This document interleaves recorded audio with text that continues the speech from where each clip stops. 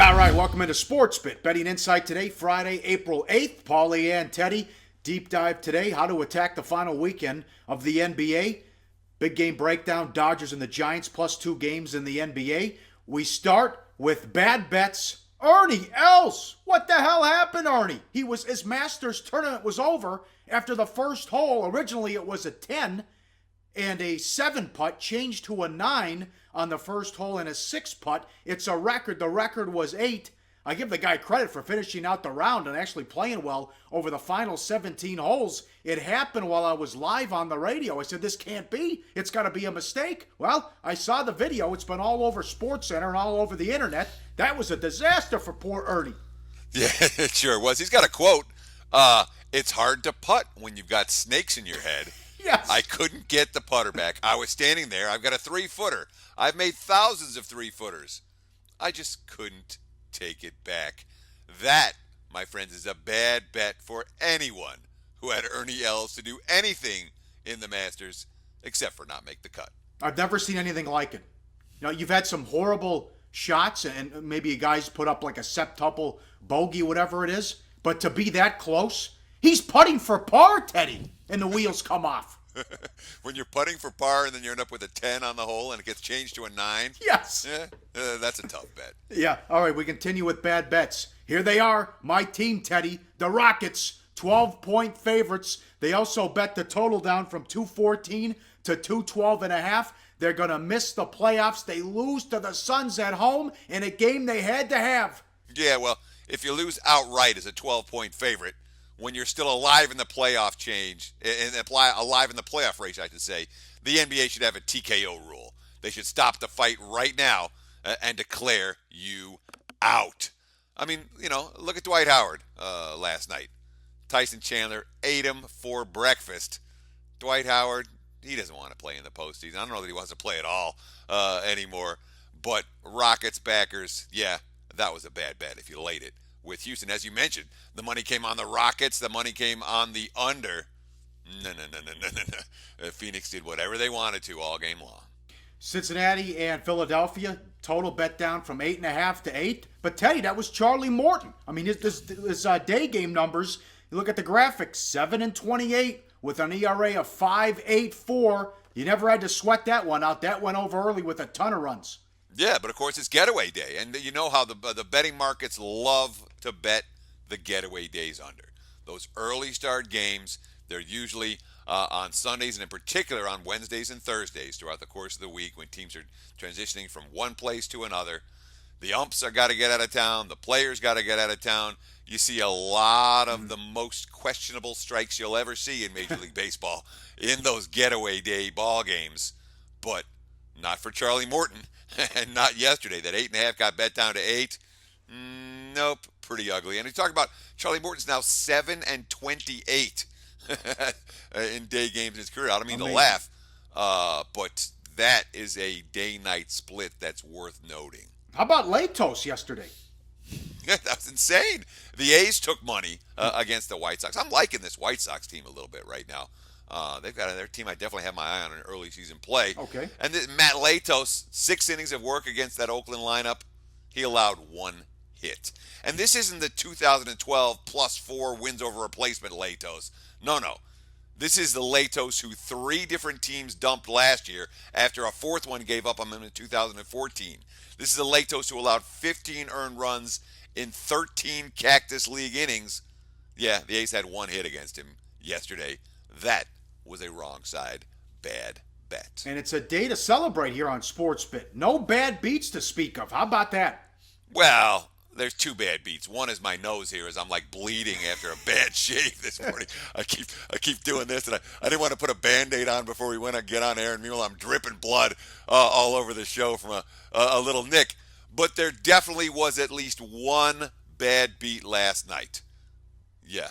You could technically list the Rockets fans as taking a bad beat for having paid for their tickets, but they're supposed to know better.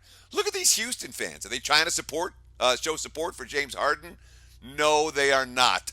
They are disguising themselves in shame because they don't want to be seen as actually having bought tickets to back these frauds. All right, it's April. Let's talk some football. The Broncos apparently interested in Johnny Manziel. I don't understand. It doesn't make any sense. If he has to come with all these rules that if you sign him, he has to undergo counseling. Who knows if he'll be suspended by the league? I don't know why they would bother. But the big point with Johnny Football is, I mean, he can't play. We've been talking. You keep him in the pocket. He can't make any plays with his arm. I don't know why the Broncos would. I don't know if he's better than Sanchez or even Simeon.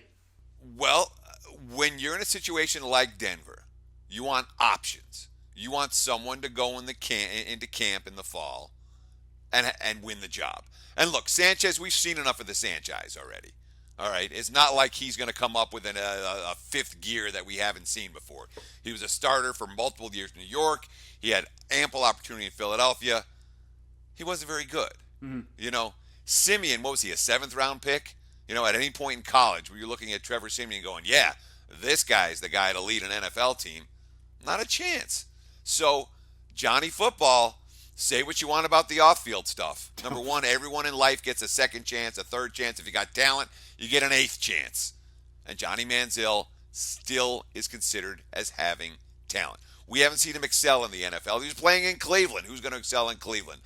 I don't think his career is automatically done, that he's garbage just because he got off to a rough start in Cleveland. There's hope for Johnny Football. I don't know if there's much hope for either of the other two quarterbacks currently on that Denver roster. But what about Tyrod Taylor? I heard they were going after Taylor as a guy they wanted, that Kubiak wanted. Of course, Kubiak was Taylor's QB coach in Baltimore. And Taylor, you know, he had a pretty good season, certainly a very good statistical season last year in Buffalo. What happened to the Kaepernick stuff? Now, would you play for $12 million a year with Chip Kelly in San Francisco, or go to the defending champs and take a $5 million pay cut? He had a meeting at Elway's house. They have to work out the compensation, but I don't know if he wants to take a $5 million pay cut. I mean, that looked like that deal was going to get done, and now he's still with the 49ers. So I think that'd be a pretty good fit for the Broncos, because there's not much to choose from that's left out there. I know they're going to take a hard look at the guys in the draft coming up, but I think if you're Elway, you can get Kaepernick, you try to get that done, assuming he takes a pay cut. I would take Manziel for pennies as opposed to Kaepernick for dollars. You know what I mean? I mean, when you talk about salary cap implications, because that's the thing that most of the pundits miss. What are the salary cap implications, both short term and long term? And when it comes to cap, Cap's got a high cap figure, pun intended. Mm-hmm. And Manziel, you can get it for pennies.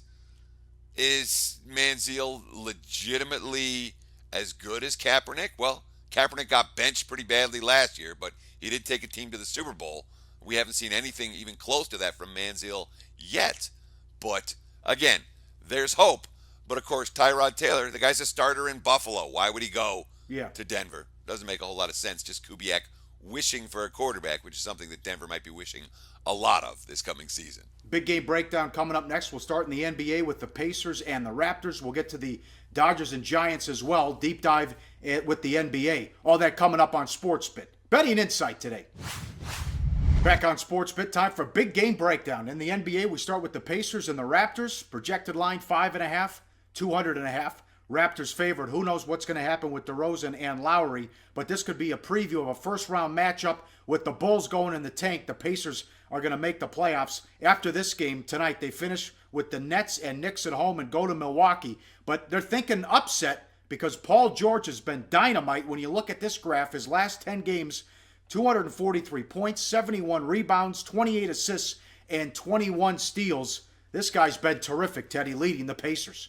Yeah, I mean, let's start with the concept here about projected line. Of course, we don't have an early line on this game. Projecting the Raptors are in that 5.5, 200.5 range. But, of course, we have seen Dwayne Casey make it very clear. Second night of back-to-backs down the stretch, he could care less. We may well see Toronto starters sitting, but there's no information on that yet, hence the projected number. But that's a line for if Toronto plays their usual starters. Then we talk about the Eastern Conference standings, and again, basically last night with Chicago's loss, the Pacers didn't lock it up, but they locked it up. What do they have? Their magic number is 1 now same with against Detroit. The Bulls. One more Indiana win or one more Chicago loss, and with the Nets and Knicks at home, and then they finish against the Bucks. We would think Indiana's in, which is certainly a relief for a team that hasn't played great basketball over the back half of the All-Star break. And you wonder, again, Lowry and DeRozan both went over 34 minutes last night. So very questionable here. But for Toronto, and we talked about this guy earlier in the season before he got hurt. He's one of those glue guys. He's one of those defense first guys. And boy, the Raptors with a healthy DeMarre Carroll are a very different animal than without him, particularly when they have to guard guys like Paul George. And then, of course, they reach the conference finals. They're going to have to probably guard a guy named LeBron. DeMarre Carroll is that guy, and he is back in the lineup after a couple-month absence. And note that he's back right away, active again, literally. 4 steals in less than 15 minutes of game time in his first game back. Very significant addition for Toronto, and I'm interested to see how much playing time he gets down the stretch as Casey and company try to work him back into the rotation. Yeah. Good points there. All right, okay. Lakers and the Pelicans, I know, but it's been a moneymaker, okay? Pelicans laying 2. When you look at the last call road games here with Kobe Bryant, 14-6 to the over. You look at this graphic. The last 5 games, he's 21 of 77.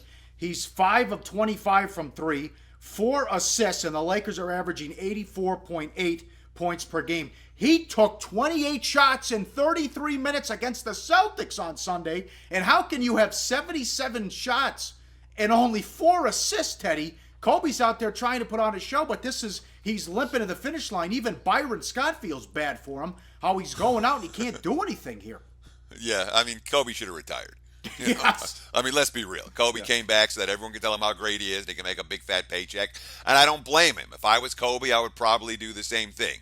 But from a basketball perspective, Kobe was done, about 2 years ago, 3 years ago? And this year's been, kind of embarrassing. It's like Patrick Ewing playing in Seattle or something. It's just one of those things that's not right. But, yeah, this segment is called Big Game Breakdown. And no, this is not a big game. It's a stupid game. But this last call road games has been a big, big moneymaker. Again, talking about his last call in any given city where he's playing his last road game, and we've seen them go over. Bryant's been wanting to put on a show in these ball games, but he may be play acting by aiming at his head in this picture, but man, he's been shooting that offense in the foot. You talk about that 77 shots with only 4 assists. That doesn't happen in the NBA. The only way that happens is when you have a guy that's shooting his way to the very end and shooting terribly. It's a trend that paid dividends, real dividends, for a good portion of this campaign. I'm not convinced that it holds here, especially with a total that's going to be really, really high. All right, and also there's 2 more games after this with the final call road game. They're at Houston on Sunday. They're at OKC on Monday before Kobe's final game Wednesday at home against the Jazz. To Major League Baseball, the Dodgers. Well, let me give one more point because I have to talk here about New Orleans real quick. Go ahead, yeah. Because the Pelicans, this is a team that the betting markets are so funny. It's they knee jerk to every personnel moves. Oh, Anthony Davis and Ryan Anderson are going to be declared out for the season. Oh, the Pelicans must be worse. No, they've actually gotten better. And from a point spread perspective, they've gotten much better. 7-3 ATS since Davis and Anderson were declared out for the season. You have journeymen playing hard every night trying to earn an invitation to somebody's training camp. The markets don't appreciate their efforts. I'd always rather have, especially the end of the season, I'd rather have second-tier players busting their balls than first-tier players who don't give a shit. Give me a Tim Frazier, a Luke Babbitt, Nice. an Alexis Ajinka, James Ennis, Jordan Hamilton. They're all fringe-level D-League guys, but every one of them is taking advantage of their opportunity for playing time under Alvin Gentry, and that's why the Pelicans have been such a good point spread bet since all their best players got hurt. Yeah, good numbers there. Now to the Dodgers and the Giants. Giants beat them up yesterday. Kane against Stripling. Kane $1.28 the total. You look at this graphic. 5 straight seasons over 200 innings pitched for Kane. Pre-2013, his win-loss record 85-78, ERA of 3.27. 2013 and on, 12-21 his record with an ERA of 4.37. Teddy, he's a fly ball pitcher. Those were long outs before, and now they're home runs, and the Giants still owe him $50 million. Yeah, that's the key here, is the big deal that Matt Cain signed. Of course, he's claiming to be healthy again, but this picture tells the story of a pitcher that has a whole lot of headaches. And again, I mean, huge disparity between the pre-2013 numbers and what we've seen from him now the last 3 seasons going on into number 4. That being said, look at the other side of the equation. All right, Matt Cain's not trustworthy. Do you really think that Ross Stripling is trustworthy? When you see a guy wearing number 68 in spring training, you know where he's supposed to be come April. He's supposed to be in the minors. Ross Stripling wore 68 in spring training, and yet he's in a big league rotation here in April. Why? Well, because the Dodgers don't have anybody else. This guy missed all of 2014 after Tommy John surgery. He only worked 67 innings at Double-A last year. He's never thrown a pitch at the Triple-A level. He only threw 11 innings in spring training. The Dodgers weren't like, all right, we got to get you ready. He's here because everyone in front of him got hurt. Yeah. And you read the quote. You got the quote there? Or you want me to read it, Paul? Well, you can read the quote. I was just going to jump in. They have promised him nothing past this start, and there were 14 guys ahead of him in spring training. But I know he's excited to be here, and he's fired up. Yeah, listen to the quote. This is your classic kid playing his first big league game. I was late to stretch my first day because I didn't know what I was doing. I didn't have a hat.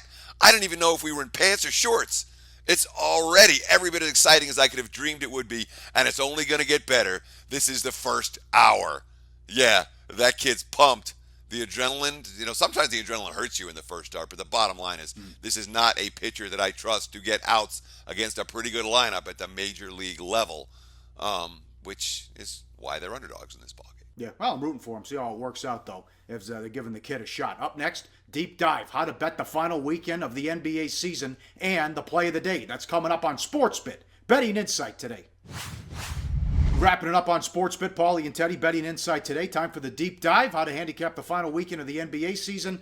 A lot of problems here, and we know with sitting everybody, rest, they need to shorten the season. That would eliminate all these teams sitting out. I mean, you got the Clippers on third. They play tonight.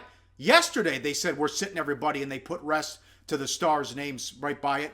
And there's a couple things. Shorten the season, and we all know that. Go down, 60 games, 58 games, but also get rid of the back-to-backs. That's something Silver's looking at. If they eliminate that, then you won't have the fans complaining. You won't see all these superstars sitting out all the time in the final couple weeks, Teddy.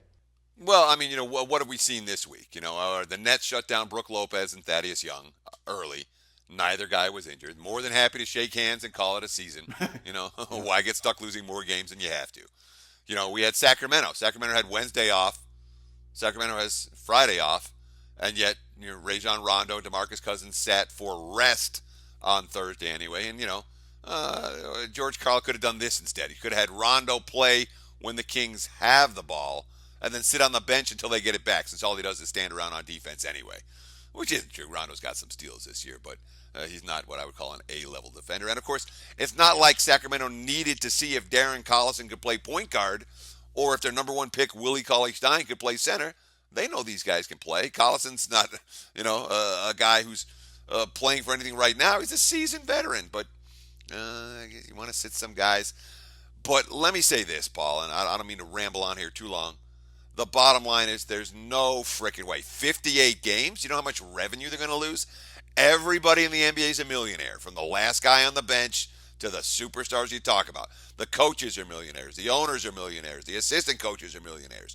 They're all rich because of the 82-game schedule. 58? I mean, there was talk of a 78-game schedule where they were going to reduce 4 games out of the mix, and that was going to eliminate 4 back-to-backs over the course of the season for each team.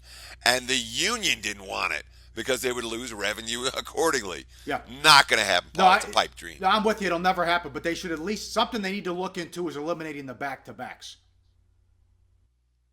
How do you eliminate? I mean, it's just not going to happen. And the fact that Pop's been sitting guys out and getting away with it for years, now the other coaches are doing it. Back in the day, you know what they would do? They would fly commercial. All right? All these 6'10 guys flying commercial. Oh, yeah. And you could smoke. They would play back-to-back back-to-backs. So you play a game, fly out, play a game, fly out, play a game. You know, back in the day, but of course, basketball in that era was very different from basketball in this era. But, I mean, the NCAA tournaments is one of the most popular events in sports because you don't have geography and silly, you have seedings. Maybe you want to do something different. Why not seed the NBA teams 1 through 16 based on the standings instead of worrying about who's got to play in the East and who's got to play in the West? I'll go along with that. I'm glad that they got rid of the division thing too, after what happened last year with Portland. So I like that Silver is looking at this and saying, these artifacts and relics put this together. We need to change it. But it's a difficult handicap here, Teddy, because, even you have to wait till close to tip-off or when the information gets out there. You know what happened with OKC in Portland. You know what the Clippers are doing tonight. Who knows about Popovich? And the Warriors could sit Curry Saturday at Memphis. Yeah, but again, betting September Major League Baseball is brutal. Every day you really do your homework. Who's playing, who's sitting, which guys are getting called up today, which guys are getting in the lineup. September baseball is not easy. You have to do your homework. If you do your homework, there are edges. Week 17 in the NFL, brutal week, really brutal. You find 2 or 3 good bets. You love Week 17 in the NFL because it's not one of these weeks where you can bet up and down the board and you're gonna go nuts on a bunch of different wagers. You do your homework. You have to do additional research for Week 17 to find out what a team's mentality is, but you can make money. Final week of the NBA season is no different. It's not easy. No one's going to hand you, winning bets every day. But if you do your work, if you read the quotes from the players and coaches so you get some nuance about how they're approaching the final week of the season, there's money to be made. Not a ton. I'm not going to go balls to the wall betting NBA over the final week of the season. But you find a handful of good bets, I think it's very possible. Okay, now time for play of the day. How about that was something yesterday? Cubs Diamondbacks over. It went over in the 3rd inning, baby.